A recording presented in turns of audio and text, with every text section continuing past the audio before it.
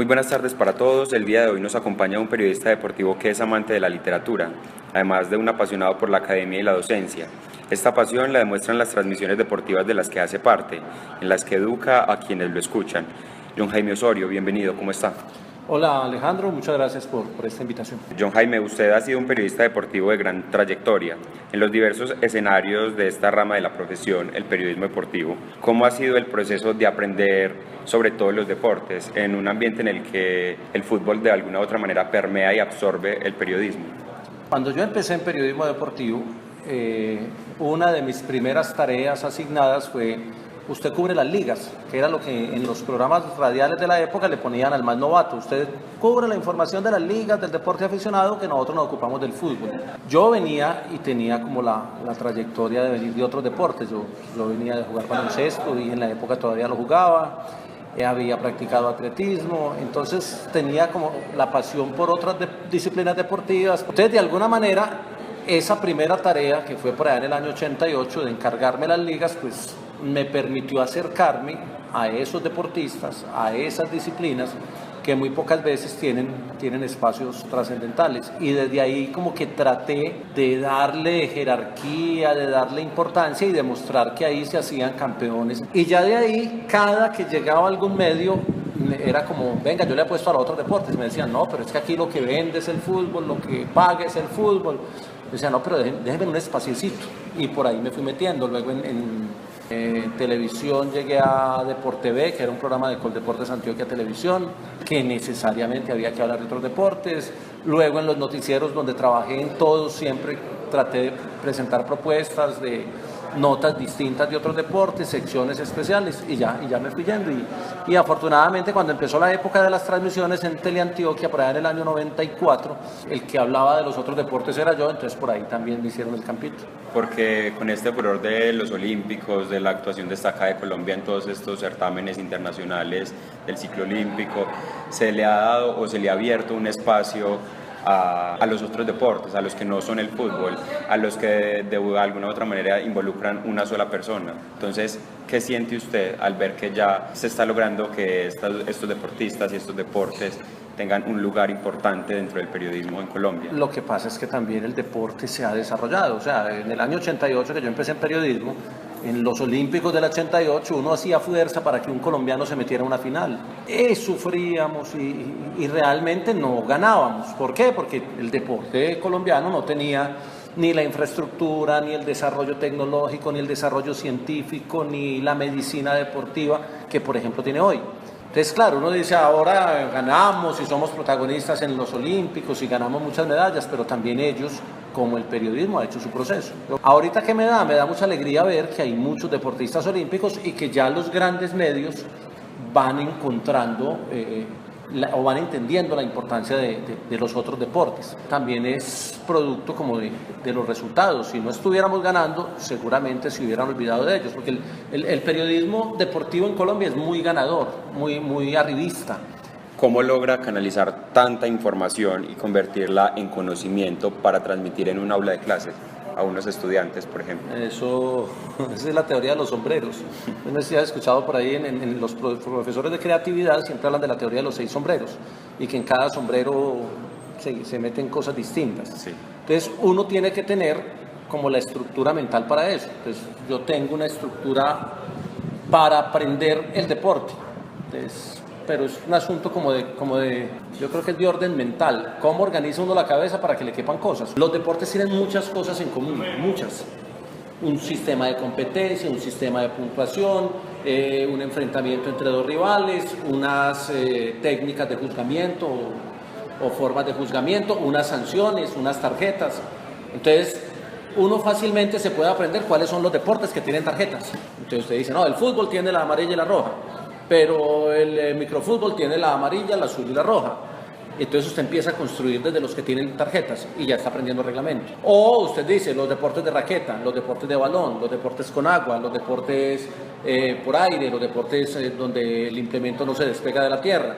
O usted se lo aprende por duplas, tríos, cuartetos, quintetos, sextetos, septetos. Entonces usted dice: septetos, el balonmano, y es una forma de aprendérselo. O sea, hay muchas técnicas de aprendizaje que te permiten tener un dominio de todas las disciplinas deportivas, pero tenés que tener una organización mental para eso, que eso no enseña. Todos tenemos una lógica de pensamiento. Entonces, yo lo que traté de hacer fue tener la estructura mental adaptada para aprender de varias disciplinas deportivas. Entonces, muchas veces me dicen, entonces vos sabes de todas. Yo, no, de todas no.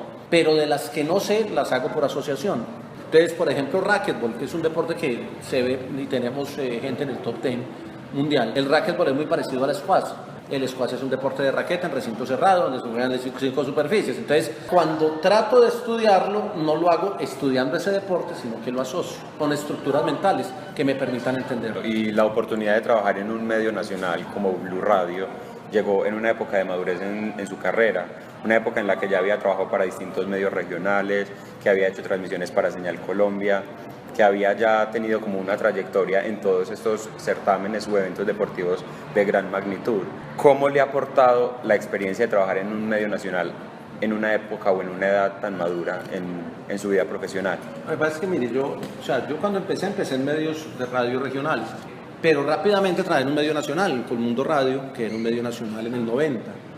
Luego en el 91 estuve en Antena 2. Cuando estaba empezando Antena 2 como cadena deportiva, yo hice parte del grupo del grupo de Medellín, que era el grupo de Envigado, porque Envigado había ascendido y había que ponerle un grupo deportivo porque el otro estaba con Medellín Nacional. Entonces yo ya tenía la experiencia de trabajar en medios nacionales desde cuando estaba comenzando. Luego estuve en televisión regional, tuve la posibilidad de ser corresponsal, noticiero nacional, en Vivo 9 y 30.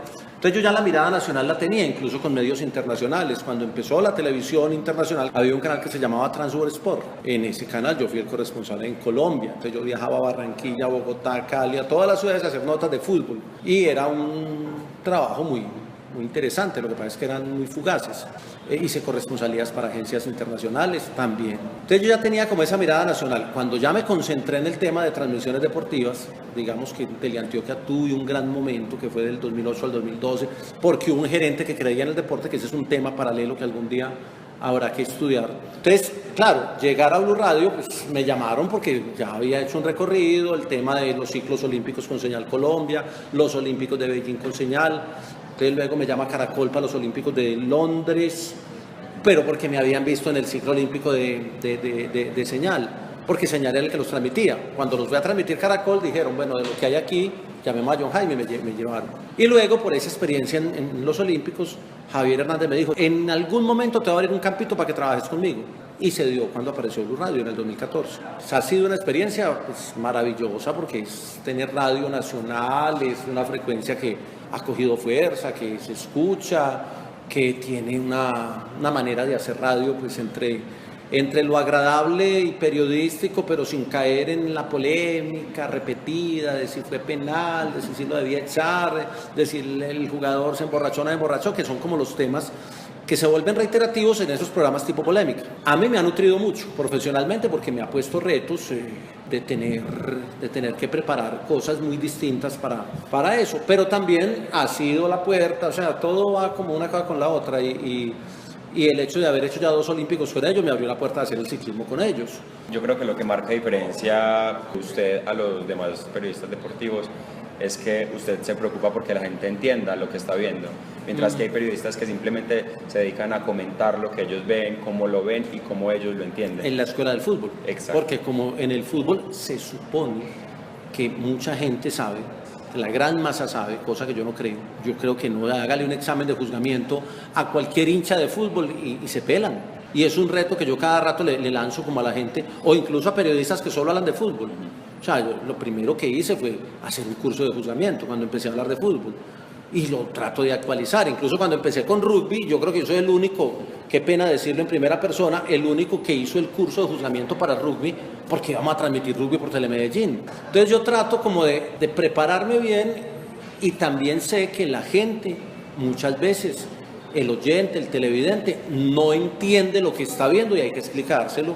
Y a veces me dicen, es que usted, ¿para qué explique eso como con plastilina si uno sabe? Yo sé que, por ejemplo, al aficionado del ciclismo, que vive del ciclismo, cuando yo hago ciertos comentarios en televisión, dicen, es que John Jaime con esos comentarios tan básicos, pero yo no estoy trabajando para ellos. Yo trabajo para una gran masa que ve Caracol Televisión, que puede haber amas de casa, que puede haber señoras empleadas del servicio, que puede haber jubilados, que puede haber niños, y que no entienden mucho del ciclismo. Entonces yo trato de ser didáctico, que también es como una marca de formación y creo que eso aporta. Porque me hablaba de que existen muchos expertos que de pronto les da dolor de cabeza cuando lo escuchan a usted con esos comentarios que de pronto para ellos son básicos. Entonces, ¿cómo ha sido la experiencia de trabajar con especialistas como Goga y Rubencho en transmisiones de eventos tan importantes, que de alguna otra forma tienen alcance no solo nacional, sino que por ese mismo canal lo ven a nivel internacional? A ver, hay una cosa muy interesante en esta etapa profesional, en Caracol, en Blue Radio, y es que ahí se tiene muy claro que el producto al aire es una orquesta, que debe haber un pianista, pero que debe haber un percusionista, que debe haber un bajo, pero debe haber una guitarra. Entonces cada quien tiene un rol específico. ¿Cuál es la idea? Complementarnos, no montarnos el uno por encima del otro. ¿Cuál es la ventaja de trabajar con Goga y con Rubencho? Que ellos tienen muy claro cuál es su función.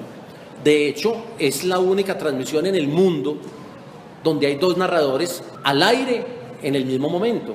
Cualquiera diría que es un exabrupto. No, ellos saben en qué momento entra Rubencho a subir la emoción, en qué momento entra Goga a identificar y a describir una acción. Y yo sé cuál es mi rol con los números, con la estadística, que a veces uno ve cosas que el otro no ve, entonces queda como un complemento. Yo lo puedo decir, pero yo no soy el que cuento las historias del ciclista que va en la carrera, porque yo nunca he ido en una carrera profesional. En el caso nuestro, en Caracol, Santiago Botero sí. Entonces muchas veces yo me sé la anécdota, pero no la puedo contar. Yo le digo, oiga, Santiago, ¿y cómo fue el día que usted pisó una caramañola, que la caramañola iba volando? Entonces dice, claro, eso fue porque muchas veces uno ve que es pertinente por el momento de la transmisión. Ese es como de esta etapa profesional, es como lo más lindo, entender que cada uno tiene su función. ¿Y la literatura como un hobby o parte de la profesión? No, la literatura es, o sea, la literatura es parte de mi vida. Yo he sido lector desde chiquito, desde muy chiquito. Yo leía desde los 5 años. Seguiré leyendo y me moriré leyendo literatura. Y en algún momento de mi vida dije, bueno, la literatura ha sido parte de mi vida, pero he sido muy egoísta con la literatura. Entonces me puse a estudiar una maestría en literatura y la terminé. Y la literatura la incorporo. Uno cree que no, pero hay cosas del lenguaje, hay formas del relato, hay estructuras narrativas y estructuras descriptivas que son de la literatura. Entonces muchas veces en una transmisión de ciclismo, el decorado de un paisaje, entonces uno dice, bueno, esto es como saliendo de Macondo, buscando la ruta de Aracataca, y la gente dice, no, es que si te leíste 100 años de soledad, hay una ruta que sale de Macondo. Entonces, por ahí es como que entra la literatura. A los sabiondos de la especialidad, pues no les choca que uno meta una figura literaria, que uno meta un comentario, una precisión literaria.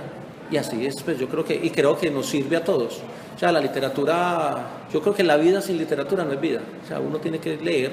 Porque desde hace 6 años más o menos veo yo que viene trabajando en Te Vengo con Cuentos, que es un blog que tiene y que uno ahí es muy fácil encontrar otra figura de JJ Osorio. Sí, no ese comentarista, no ese analista deportivo. Entonces, ¿en qué basa usted su escritura para ese blog? Ese blog es de cuentos. El blog es de cuentos y es de cuentos cortos. Sí. Yo, de alguna manera, yo escribo cuentos desde hace mucho, desde chiquito.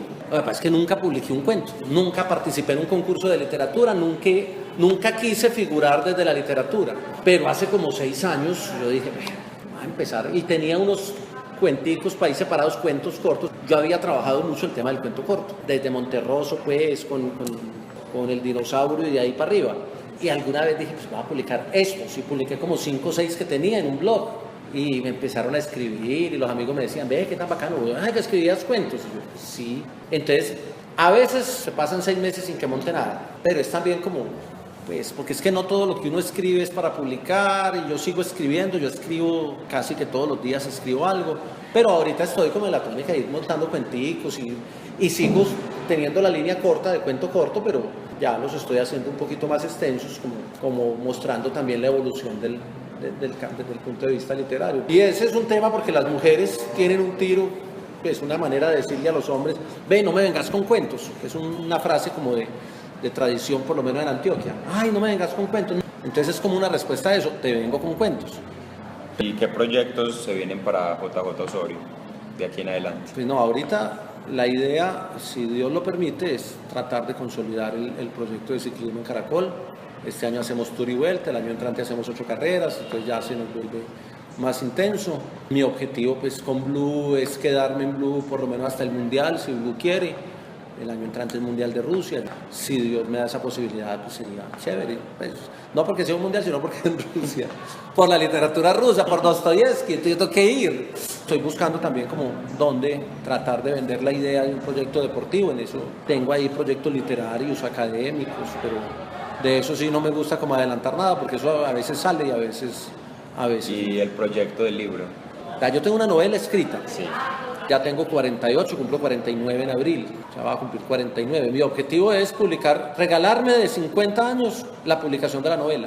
No sé si yo lo pague, no sé si de pronto me la aprueben en una editorial. Yo quiero llegar a los 50 con una novela, no porque quiera ser escritor de novelas, pero ya la tengo escrita, la he trabajado en 10, 12 años. ¿Y cómo impulsar el deporte desde el periodismo? Tratar de enseñarle a la gente. Tengo un hijo hombre de 7 años y yo juego fútbol con él, pero no le inculco el fútbol para que él vaya viendo que es que deportes hay muchos. ¿Qué deporte te gusta? Le gustan los clavados, porque una vez los vio en el estadio en una competencia y le dijo que parecía, y sabe nadar y es muy acuático, y de pronto algún día lo meto a clases de clavados. Pero yo tengo la garantía de que si algún día se vuelve hincha de un equipo de fútbol, que lo escoja por gusto, primero. Y segundo, que entienda que es que ese no es lo único que hay, que es tal vez el error que cometemos padres de familia y en la sociedad en general. Agradecemos la presencia y la entrevista que nos brindó John Jaime Osorio y esperamos pues que les haya gustado y que haya sido de su agrado y hayan conocido y se hayan acercado un poco más al contexto de este periodista deportivo que se ha esforzado y se sigue esforzando por mejorar el conocimiento que tienen las personas en nuestro país acerca del deporte. Y ahí perdonan las intervenciones largas, yo sé que esto es radio, pero aquí la conversación, las preguntas estaban muy agradables.